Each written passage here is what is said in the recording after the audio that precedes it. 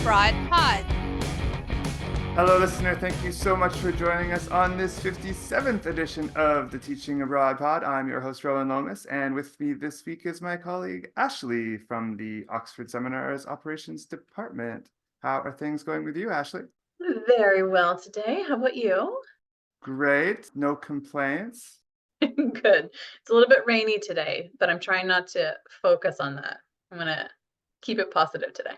Aurora said it's kind of like being in the rainy season in Costa Rica, or probably Thailand, to be honest. Yes. Much better climate, though. It's hot, it's wet, it's fun. Yes. So today's guest has been teaching in Thailand for a few years now. He must be really liking it. Have you ever been to Thailand, Rowan?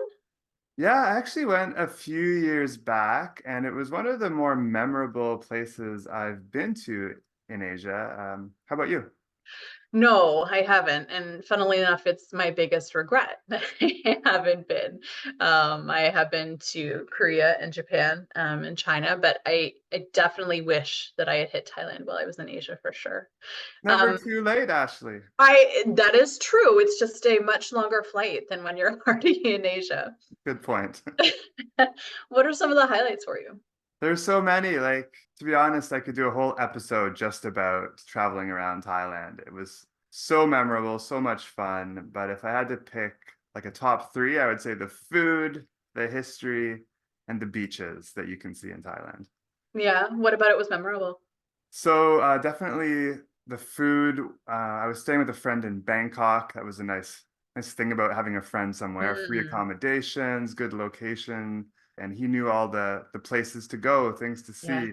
So I saw a ton of really cool things in Bangkok. One of them being the street food market near his house. There were Yes. so many different restaurants all in the same area, and you had these, plastic tables and plastic chairs, patio furniture kind of set up, just hang out and have some beers and have some food. So the pad thai was to die for. The pad see was so excellent. I'd never had that before. Yes. And now both of these dishes are things I make regularly at home just because I learned to love them so much. And they're not that difficult to make. It's street food. You can do it quickly with not that many ingredients.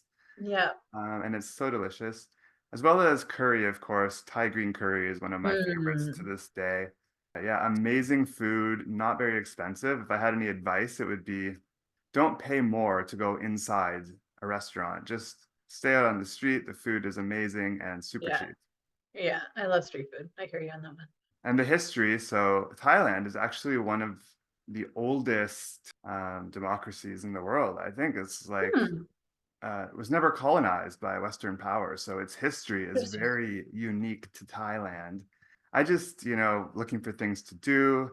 I whipped out the Lonely Planet and was like, where should I go? And I took a train, again, super cheap, this old, rattling, rumbly train up north to Ayutthaya and saw the beautiful historic temples. And it's just like going back in time to see that kind of architecture and whatnot. And then further up to Lopburi, which is famous for its monkeys. So just the opportunity to live among the monkeys for a few days. I just stayed in hostels, again, super cheap, super fun. Yeah. Now these days, apparently the monkeys are kind of out of control. Oh no. This started by, I think, the monks giving the monkeys a temple because they wanted them to have a place to live. But now there's so many, they're overrunning the town. So the city is trying to ship some of the monkeys out of Lopburi. But nonetheless, if you ever want to see monkeys, that's where you should go. The third one I wanted to mention was the beaches. As probably everybody knows, the beaches in Thailand are spectacular. And a lot of people love vacations in Phuket and whatnot. But my friend, they were planning on their vacation a trip to Koh Chang Island, which I'd never heard of. We took an overnight bus down to the Gulf of Thailand, the coast near Cambodia, and then a ferry to Koh Chang. And we got, again, super cheap little wooden huts on the beach. It was like $5 a night, right on the beach. There was a restaurant nearby, so you could get breakfast, lunch, dinner there, no issues. Snorkeling in the coral reefs, the white sand, the aquamarine water. You could rent scooters to travel around the island if you wanted, and just the people too. The people you could meet Yeah. there. I met some Israeli soldiers on leave, and this old Really? like grizzled vet helicopter pilot from the U.S. Navy who was running his own helicopter business in Thailand. Just like the stories you might hear on a random Yeah. off the beaten track beach in Thailand, you wouldn't probably find anywhere else in the world. Yeah. I love that. It's always nice to find things that are unexpected for sure. Shortly, we'll be speaking with Oxford Seminars graduate Brian Knox McGugan about what he's been up to in his 5+ years in Thailand and what's next for him as his current university lecturer contract comes to an end. But first, a word from our sponsor. With Oxford Seminars, starting your new career teaching ESL couldn't be easier. Oxford Seminars has trained more than 70,000 teachers over the past 30 years, and you could be next. Our comprehensive 120-hour program starts with live instruction from an experienced ESL teacher, followed by convenient online modules. If your goal is to relocate overseas or even teach from the comfort of your own home, Oxford Seminars' renowned lifetime job placement service will get you where you want to be. Right now, you can get $50 off your Oxford Seminars TESL, TESL, TEFL course price when paying in full by calling 1-888-225-2480 and giving the code TEACHINGABROADPOD. Visit oxfordseminars.com today to find out more. Welcome back, listeners. We are now joined by Oxford Seminars grad and experienced Thailand University instructor Brian Knox McGugan. Brian holds a Bachelor of Fine Arts degree in acting from the University of Alberta, Canada, and has decades of experience working in film, theater, and television. Brian completed the Oxford Seminars TESOL, TESL, TEFL course in Vancouver back in 2018 and relocated to Thailand, where he's been busy putting his teacher training to good use in a variety of in-class and online teaching roles. Welcome back to the pod, Brian. Thanks for having me. Pleasure as always. So you weren't able to attend our initially scheduled interview as you were off gallivanting around Macau. Are you back in Thailand now? Yeah, it was fun. We just wanted a quick getaway. And Macau is kind of like a crazy Las Vegas imitation times 12 on ASAT. It's like crazy, super luxury malls and whatnot. But the good news is it's pretty cheap to stay there. And not sure about Vegas, I assume. I'm not sure. I wouldn't know, but the only thing that's different, I heard in Vegas, they give you free alcohol, but here they're going to give you free like tea and juice and whatnot. But anyway, they treat you very well. So you weren't having fear and loathing in Macau? In Macau, no such luck. So how would you describe it as a holiday place? Okay, well, there's the new town, and it's interesting because it's a constructed town. The new town is almost all casinos, and they're all interconnected, and they are imitations of famous cities. So there's Paris, there's the Eiffel Tower, an exact replica of the Eiffel Tower, and then there's the Big Ben right across the street, and then they jammed the Westminster Cathedral right behind Big Ben. So it's kind of like a bit surreal, actually. You see all these buildings close together. Then they have the scale, I guess, or is it to scale? No, it's scale. It's to scale. Wow. Even Big Ben is to scale. And then they have this casino and hotel called the Venetian. Inside their shopping mall portion, they have actual like canals, just like Venice, with actual gondolas and people rowing the gondolas and singing just like it was in Venice. The only difference is I remember Venice. Almost. It's like a theme park. It's like the West Edmonton Mall, but way bigger, huge. And they didn't spare a cent. It's all like really top notch. It's pretty amazing, actually. And they even hired an opera singer to appear in one of the windows, a genuine opera singer who sung several arias from different operas. So it's kind of a mixture of all different culture. I quite enjoyed it. Wow, amazing. And have you been traveling to any other nice spots in the last few years since we've seen you? Yeah, we went to London for about 10 days. I had a chance to catch up and see my relatives. Went to Paris for this year for 5 days. No, I think it was 5 or 6 days. That was amazing because it was not since I was 17 that I was there last. And in many ways, Paris is the same but better. You know, like they've kept the old style architecture and the culture that you could call French. And I was really pleased when I got there. I very quickly spoke French really well again. A few words I missed, but French is easy compared to learning to speak Thai. French is easy, very easy. Bon job, là. Bonjour. Si vous parlez français. Speaking of, it's been a few years. Looking back, your last guest appearance, in fact, aired way back in October of 2022. Can you believe that it has been so long? Well, I didn't think about that. Yeah, time has flown by, right? I mean, it's 3.5 years since I came here in the pandemic. And I can't think of a better way to spend a pandemic. It's a good idea. I was able to upgrade myself and do some new exploration of culture and so on. So what have you been up to since then? Basically just following through with the work at the university. I became full-time 2 years ago, and I've been teaching. Last year I taught 8 sections, which is 5 regular and 3 extra ones. That was a bit much. This semester, the one that's just finished, I only taught 5, and this next one I've asked for 6. So I think I can manage 1 extra one. You get paid a little extra for that extra. Find like the right balance. Yeah, exactly. And yeah, so anyway, they informed me that my contract would end at the end of around September 2025. So I've been trying to figure out the next step, looking around, seeing what I can do. So what are your plans and hopes for your next position? Well, okay, maybe a similar position at a university where you don't need a master's degree. I do want to do a master's, actually. Oddly enough, even at the age of 60, I still want to. There's some subject I'm really interested in.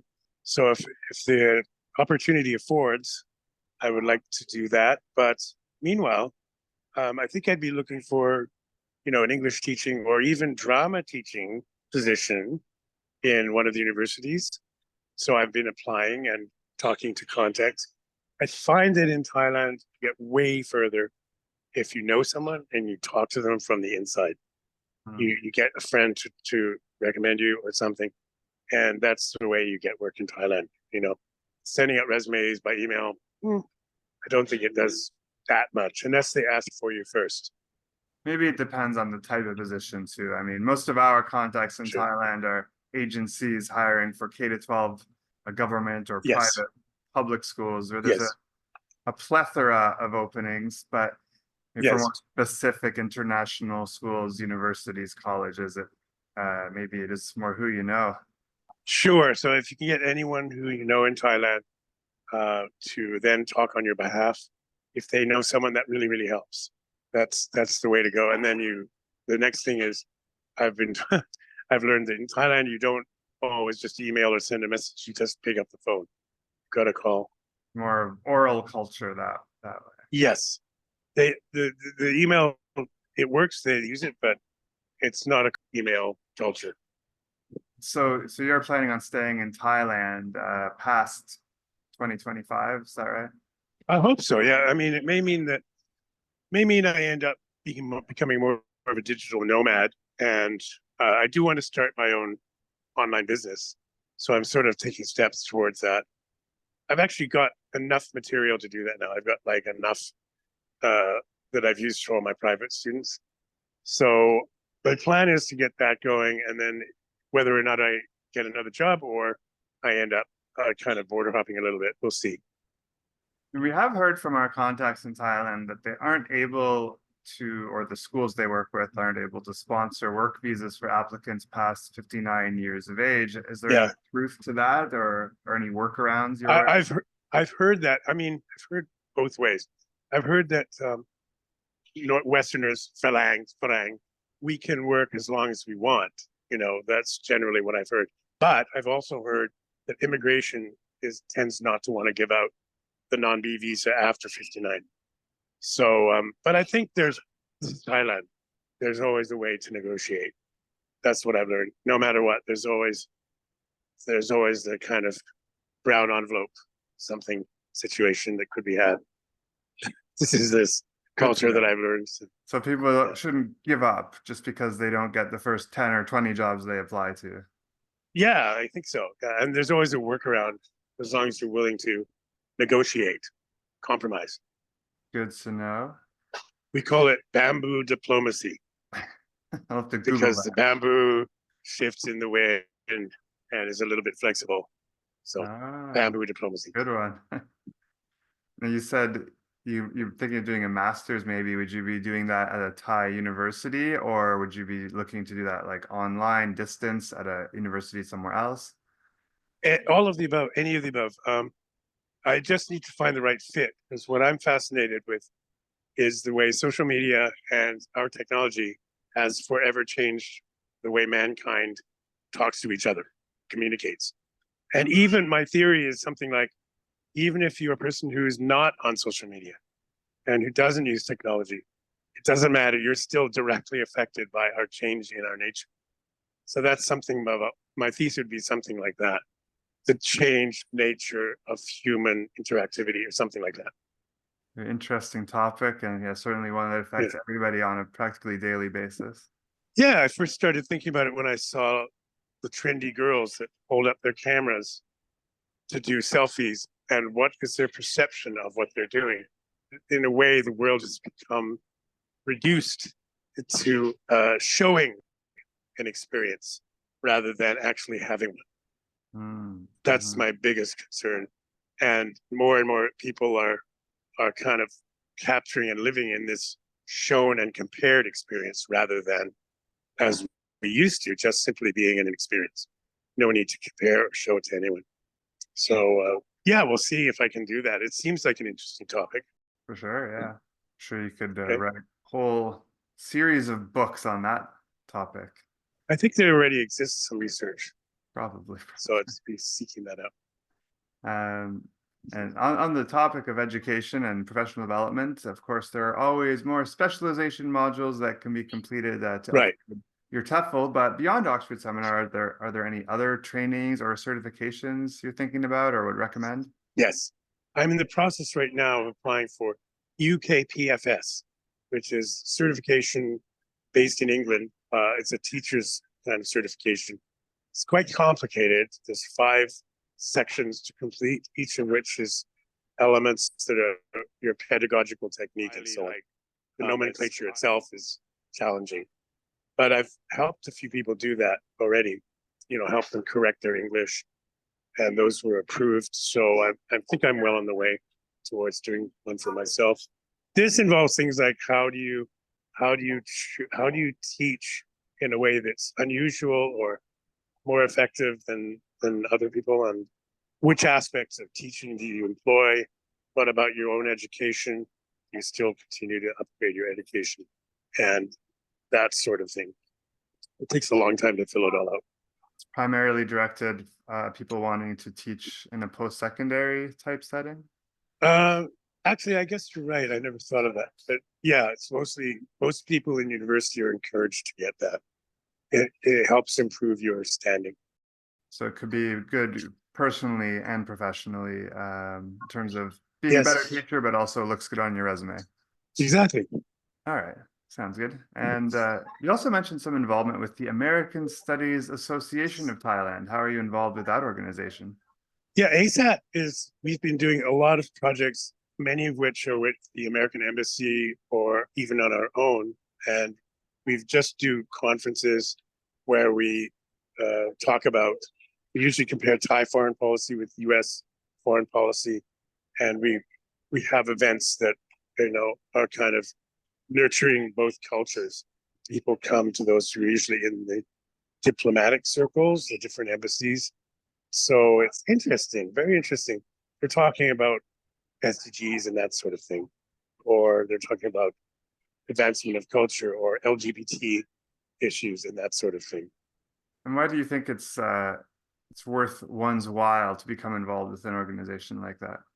Oh, I think the people that are in the diplomatic world are really fascinating, and they're very they're sort of electrically aware of everything, and they speak very well. So it's a very interesting culture where they can afford to accept and observe all those around them. That's their job, after all, is to be diplomats and to like find a solution to different culture. So that's why I find it so fascinating. And on the topic of LGBTQ Yeah. plus, there were some reports in the media that Thailand is set to become the first Southeast Asian nation to legalize same-sex marriage. Is that right? Same-sex marriage. It's true. Last week, the bill finally passed through Senate, which basically means it was a big struggle because they had many drafts of this bill and other bills which were rejected by the conservative old school senior officials in Thailand. But finally, it has passed. So, and I asked someone at an event about a week ago, well, do you think that means, is it going to go through? And he said, oh yeah, it will for sure. So this is really good news. What we're waiting for now is we have a waiting period for the king and the royal family. They have to approve it and then publish it in the Royal Gazette. When it's published in the Royal Gazette, we then have to wait 120 days before you can consider it official. So it's a long time and there are many steps, but it's been done and it looks like it's going to work. Awesome. What do you think this means for the region, for the country, for you personally? It just means that that many people will have much greater consideration with the law and their personal rights within Thailand, which at the moment they don't have. Many of those are things like legal issues if your partner is in hospital, for example, and they want to ask for you to approve, to give consent for something. They won't allow same-sex partners to do that right now. So there's one story that my colleague told about this couple where they had to go back to their home province and bring the old, sickly, almost dying mother back to the hospital to give consent because they wouldn't give consent. Meanwhile, really, if they didn't do that, the other partner would die. So it's serious. Yeah, I never would have even thought of that. It's so many different factors that come into play with something like that. Yeah. Well, before we started recording, I was asking you about your outfit, but maybe you could elaborate a little more. Can we see those that? Yeah. Okay. So I'm wearing just a Princeton kind of t-shirt or polo shirt, and then these plaques were the collection that I've made over the years. The bottom one was from the original temple I went to before I actually lived here, and it was given to me by monks. The design in the outside, I bought the outside thing in Chiang Mai. Some of those glass beads started to come out, so I've replaced them with actual gemstones, including aquamarine, ruby, emerald, and others. And then this one here is, sorry, back up. There we go. Yeah. This one here is given to me by a police officer. This one here is given to me by a monk for my birthday. Wow. Each of them has some significant meaning. I wish I could be more specific, but I can't remember all the details about that. It's very complicated. They're all meaningful in one way or another. They are, and people seem to like the middle one, probably because I've had added my personal touch to it a little bit. Yeah. Awesome. Well, thank you for sharing. And You're welcome. Is there anything else you'd like to share with our listeners today before we let you go? I think that's it. It's just great to be here again, and I'm looking for more work, and wish me luck. I think I'll find something. Anyway, in the meantime, I feel like it's actually feels pretty right. Anyway, I would have liked to have worked maybe an extra couple of years, but it feels okay, and then I can move on to the next thing. So I'm looking forward to that. Yeah, it sounds like you've got a lot on the go, and the world is there for you to enjoy however you can. So I'm sure you'll find something that suits what you're looking for. You got lots of time to do it. Sure. Thank you, Roland. Appreciate it. And thanks so much for taking the time, as always, to chat with us today. It was great having you, and No problem. love to have you back. Okay, thank you. Before we go, we do have a little job placement update for those job seekers who may be listening. What would you like to share with us today, Rowan? So our contacts in Thailand are now interviewing for second term or October or November-ish starting positions at this point. There will be positions in public or private K-12 schools all over the country, including in Bangkok. And of course, you can find jobs in lots of other types of schools as well, like Brian did. It's not really our area of expertise as much, but we'd be happy to provide resources to assist in applying to universities and private language schools and things like that on your own behalf. I should also point out, if you have a degree majoring in maths or sciences, you are quite highly sought after. Agencies will pay higher salaries, above 40,000 baht usually, 45, 48,000 sometimes, for those willing to teach math and science in English. And another nice thing about Thailand is that it's the perfect option to consider for those seeking a shorter term paid position. You can teach in Thailand for one term, about 4 to 6 months. So you could be there theoretically from October to March and then home for a rest and target going back to Thailand for the school year start in May or elsewhere in the world that may pique your interest. Thanks for tuning in to the Teaching Abroad Pod. We'll be releasing new episodes monthly for the foreseeable future. If you enjoyed this episode, please be sure to like and subscribe and share with your friends. Remember, you can find us on YouTube, Spotify, Apple Podcasts, and all the usual places. If you have any great ideas that you'd like to see in an upcoming episode, please leave them in the comments on YouTube or email them to teachingabroadpod@oxfordseminars.com. Thanks for joining us. Have a great week. Bye. See ya.